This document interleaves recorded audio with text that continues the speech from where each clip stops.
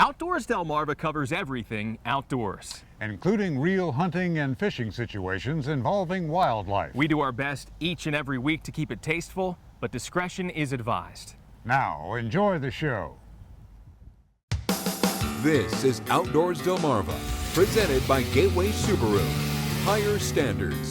This week on the show, the summer sunset over Ocean City. But we're not here for the view. This adventure is in the name of science as we dig into some horseshoe crab research. Then a hot summer stretch has everybody trying to stay cool. But we're hoping for some hot lines as we head out for a family-style flounder fishing trip. And from the coast of Ocean City to the heart of our nation's capital, we're there when Toby the Blue Lobster makes his debut at the National Aquarium. Right now on Outdoors Delmarva.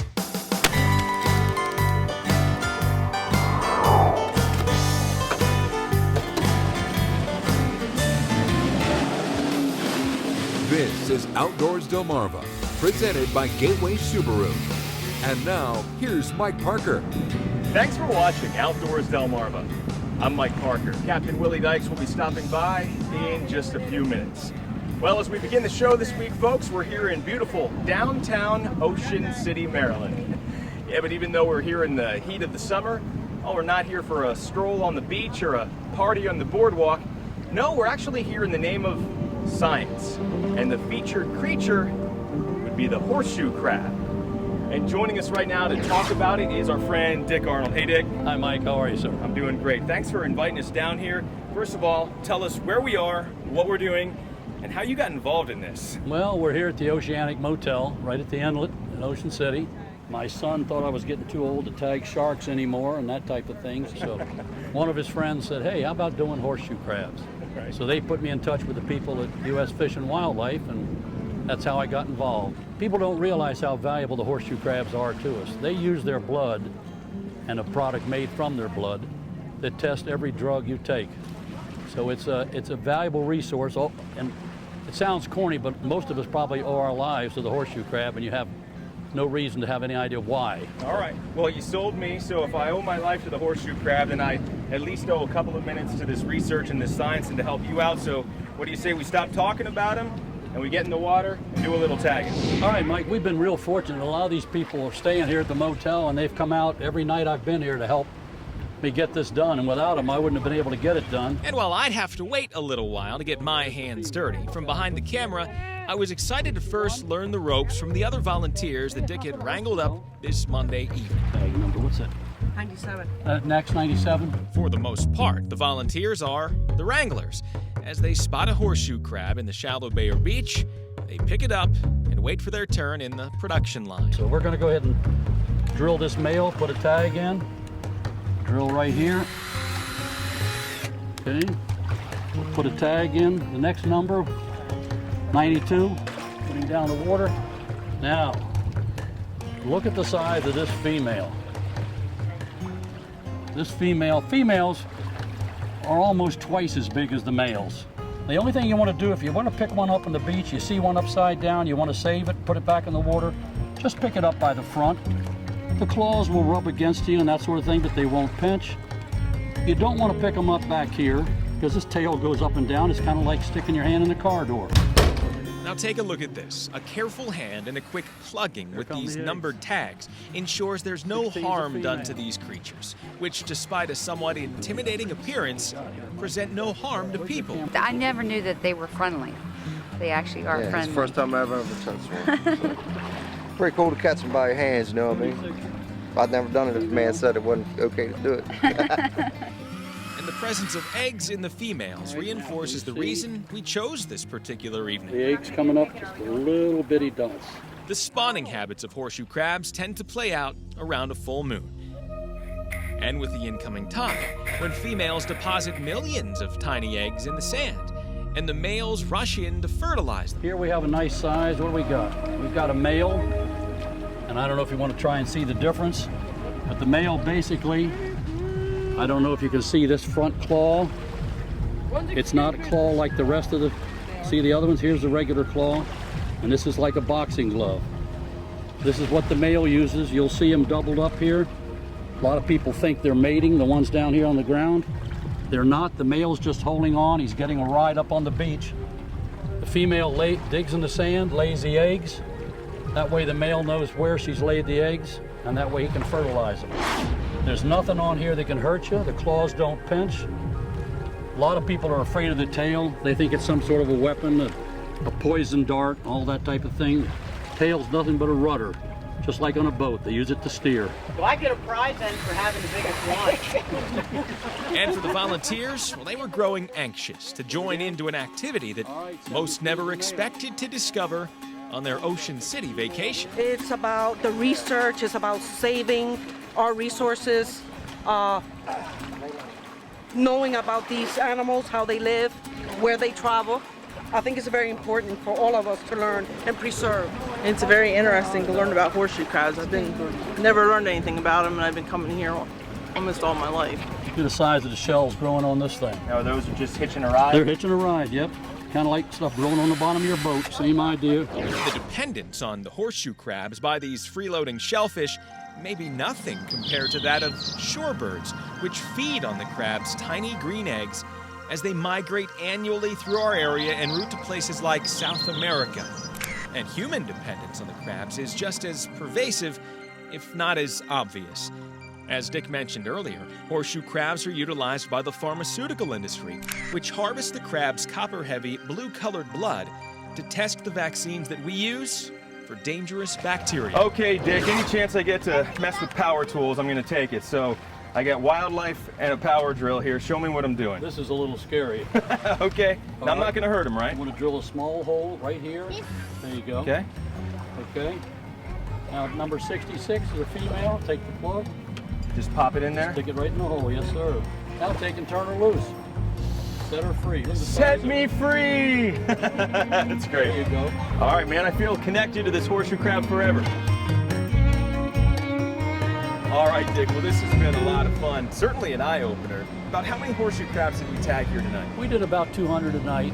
I've got a total of about 4,800 done here on this little strip of beach. Unbelievable. And you actually find out when some of these horseshoe crabs that you've tagged end up in other parts of the country? Yep, some that I've done here have been recovered in New Jersey, some up in Delaware, some here on this beach. But this is definitely a little bit of ecotourism here for the Oceanic Motel. And so I guess when you're planning that Ocean City vacation, the only thing I've got to say, Dick, is get outdoors, Delmarva. Coming up next on Outdoors Delmarva, it's been a hot summer stretch so far, and everybody's trying to stay cool. But we're hoping for some hot lines as we try to find the flounder. But first, did you know? The horseshoe crab is considered by many to be a living fossil, meaning the species we see today is nearly identical to those found in ancient fossils. As a species, roughly how old is the horseshoe crab? The answer when we come back. You're watching Outdoors Delmarva, presented by Gateway Subaru. Higher standards. Sponsored by Ocean City Tourism, Shorts Marine, and Shooter's Choice. Outdoors Delmarva will be right back.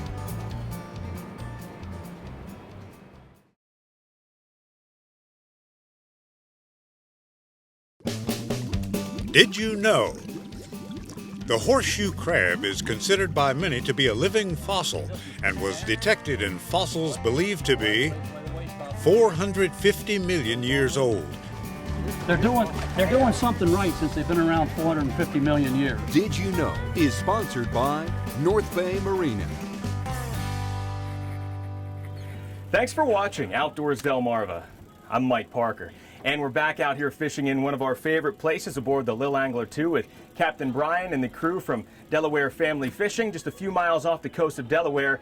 And if you can't tell, just by the way our skin is glistening out here, it's hot. Temperatures exceeding 100 degrees on land. Doesn't quite feel that hot out here on the water because we got a nice breeze coming off of this cool ocean, but we're still clutching on to two different types of bottles. Sunscreen in one hand and water to stay hydrated in the other.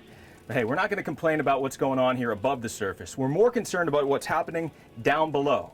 We've been getting some good reports of flounder being caught in this area, and we're hoping to get in on the action. We're out on the Atlantic Ocean, about 13 miles off of Indian River. We're a little southeast of what's called the Old Grounds. We're fishing about 80 feet of water. There's an obstruction here. Hopefully we'll have some sea bass and some flounder. And with a diverse group of anglers on board, it was looking like the makings of an interesting day. Starting with our friends Will and Brian down from Philadelphia, to Carl Maffeo, who took the short trip north from Worcester County, to Sussex County local Kristen. But most notably, it was a first-time offshore adventure for the youngsters aboard, Vincent and Thomas, joined by Dad Christian on a trip organized by the boys' mom, Faye. And while Captain Brian had found the flounder here a few days before, we were up for anything, including a good fight, when almost immediately a flurry of skates seemed to take a liking to our bait of surf clams and minnows. That is a clear nose skate.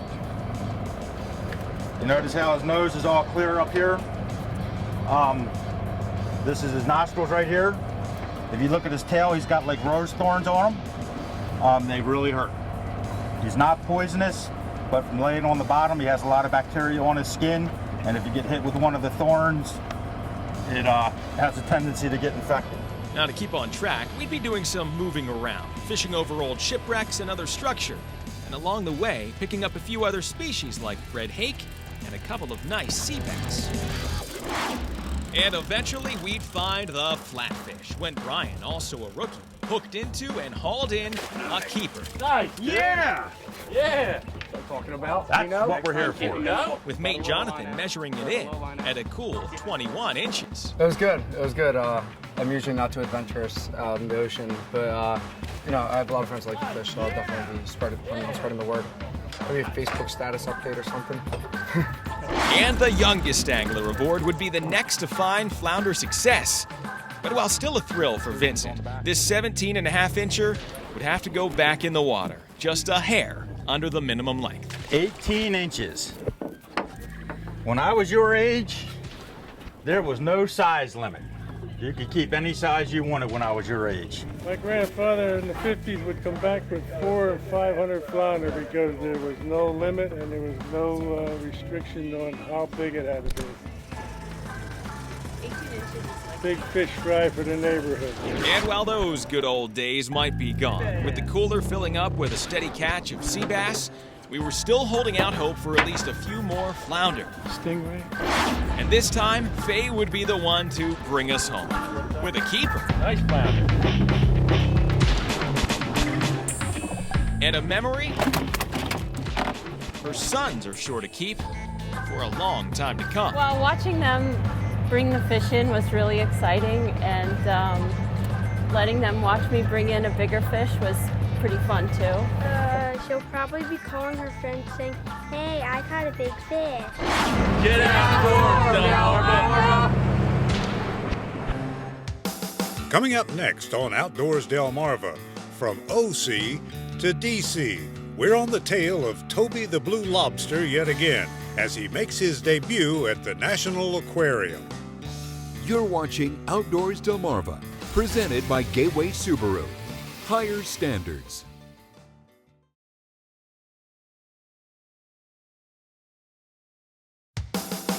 This is Outdoors Delmarva, presented by Gateway Subaru. Higher standards. And now, here's Mike Parker. Well, Toby, the rare blue American lobster, may be a 1 in 2 million catch out in the wild. But here at the National Aquarium in Washington, D.C., well, he's definitely one of a kind. There are plenty of featured creatures at the National Aquarium in Washington, D.C., and every fish has a tale to tell.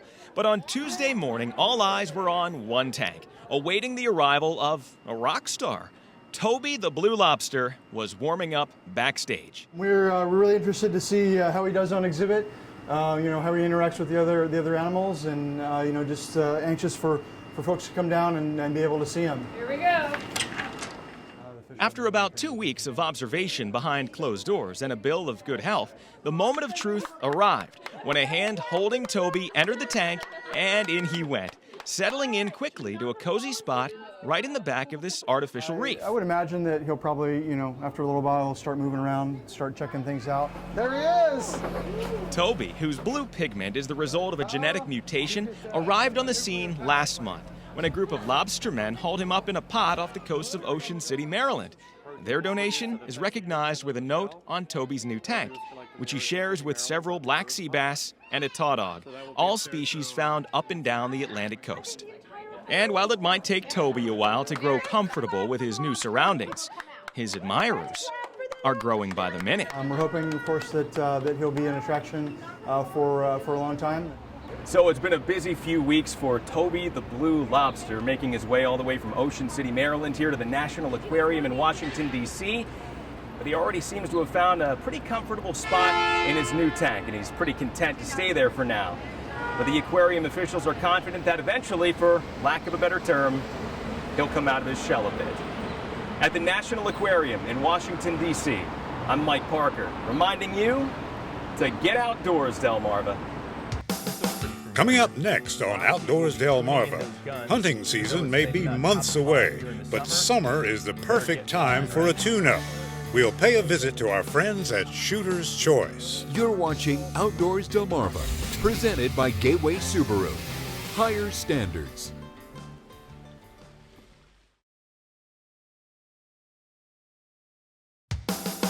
This is Outdoors Delmarva, presented by Gateway Subaru. Higher standards. Coming up on the next episode of Outdoors Delmarva. Sometimes you don't have to look any further than your own backyard to find nature at its wildest. We'll learn more about the dragonflies that call Delmarva home. Thanks for watching Outdoors Delmarva. I'm Mike Parker, and we're back here again with our friends from Shooter's Choice, always on target with all of your firearms needs, conveniently located right here on Route 13 in Dover, Delaware. And joining us right now is our friend Beth Parsons with Shooter's Choice. Hey, Beth. Hey, Mike. Great to see you again. And boy, this looks familiar. A lot of this going on here at the shop. And although it's maybe not top of mind during the summer season, tuning in that firearm before you get out in the field is super important. It really is. The slightest little bump on your scope and it'll knock you off. It could be the difference between getting your hit and not getting your hit. So in other words, get in line because hunting season will be here before you know it. That's right. And the sooner you get your gun to us, the sooner we can get your scope set up and sighted in for you, and you'll be ready to go. Well, Beth, optics are really important. So what's a good rule of thumb when it comes to picking out that scope? Well, the first thing you want to remember, Mike, is if you're going to invest in a quality firearm, you're going to invest in a quality scope too. The last thing you want to have to worry about when you're out in the field is whether or not your scope's going to work. Well, looking at the selection here, we've got Conus, Nikon, Pantex, Weaver, Mike, we have them all. The Delaware is a shotgun state when it comes to deer hunting, and great thing about Shooter's Choice, we can fire just about any shotgun right here on your indoor range. That's right, we can. I'd love to take you in there and show it. Let's do it. Okay. All right, Beth, let's say it's the first time I broke out the 12 gauge last hunting season. What should I be looking for? Well, it's mechanical, of course, so you want to make sure that everything's working properly and it's in good working condition. Maybe it needs a cleaning from sitting over the winter. Bring it into us. We can help you with that. All right. A couple of slugs in the barrel. Let's knock off some rust. All in all, not perfect, not a bad grouping. Well, it's important for even the most experienced hunter to get that summer tune-up on the firearm, but to get those youngsters interested, Beth, you guys have some great youth models here at Shooter's Choice. We sure do. This one happens to be the Remington 1187. It also has the adjustable trigger pull length, so you can take a whole inch off this gun as the hunter grows. I love it. And if a shotgun like this doesn't get that youngster excited to get out in the field, Beth, I don't know what will. Beth Parsons from Shooter's Choice, thanks for having us again. Sure, nice to have you here. From hunting to shooting sports to personal protection and education, Shooter's Choice right here on Route 13 in Dover, Delaware, always on target with all of your firearms needs in any season. And we'll be right back.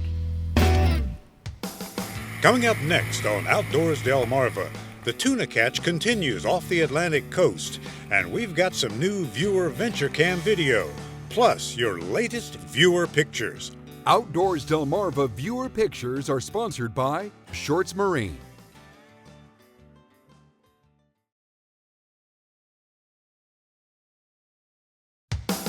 This is Outdoors Delmarva, presented by Gateway Subaru. Higher Standards. Sponsored by Ocean City Tourism, Shorts Marine, and Shooter's Choice.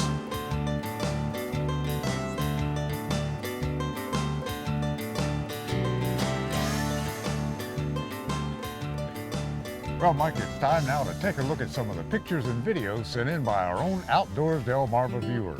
And we begin with some viewer venture camp video courtesy of our friend here at WBOC, Hank Draper. Hank joined Captain Larry Lee and the gang aboard the Pelagic recently out of the Fisherman's Marina in Ocean City, Maryland, for a little offshore tuna fishing. The crew, including mate Bill Tucker, wasted no time locating some bluefins. And angler Sam Argo from Milford was in the fight of his life with this nice fish, which ended up weighing in just over 100 pounds. Now, this video taken offshore east of the Hot Dog is just the latest proof that the tuna catch has been very good so far this summer. Get outdoors, Delmarva. On to the pictures now. Brad Pollitt from Salisbury was taking advantage of the tuna catch too. Check out this nice big eye reeled in aboard the Tighten Up out of Ocean City. Brad may have had the biggest catch, but by the looks of it, everybody went home with something in the cooler. Mike Snedeker from Laurel checks in again this week, along with his son Colby. The guys were fishing the inlet in Ocean City this week and came across some big tautog. Nice work. Elroy Hendricks from Dover was fishing with a friend at Chipman Pond in Laurel recently when he hooked up this nice largemouth bass. Elroy's wife Vivian sent in this shot and tells us her retired Army man loves the outdoors and our show. Thanks for watching. And Tom Williams has been keeping an eye to the sky for us lately around Millsboro and captured some photos as this crop duster made a few passes over the fields. Yeah, it's that time of year again, and you can usually hear these low-flying planes right before they buzz your backyard. Well, we love sharing your outdoors videos and pictures here on the show, so please keep them coming. Just email me at mparker@wboc.com, and make sure to like us on Facebook, too. And you can post your videos and pictures right to the Outdoors Delmarva Facebook page. All right, Willie, well, another week of adventures behind us, but even as we speak, some pretty big things are happening down in Ocean City, Maryland with the 25th annual Ocean City Tuna Tournament. And it's because some of these fishermen are telling us, well, they haven't seen a tuna catch like this off the coast in something like 20 years. That's right, Mike. We'll be expecting to hear some real fish tales from the scales in the next couple of weeks. Until next time, for my buddy Mike Parker, I'm Captain Willie Dykes, reminding you to get outdoors, Delmarva. Hey, check it out. There's some geese over there. Yeah. Some of this year's marbles, seriously. Can you believe they were just babies just a few short weeks ago? My God, they're ready to fly, it looks like almost.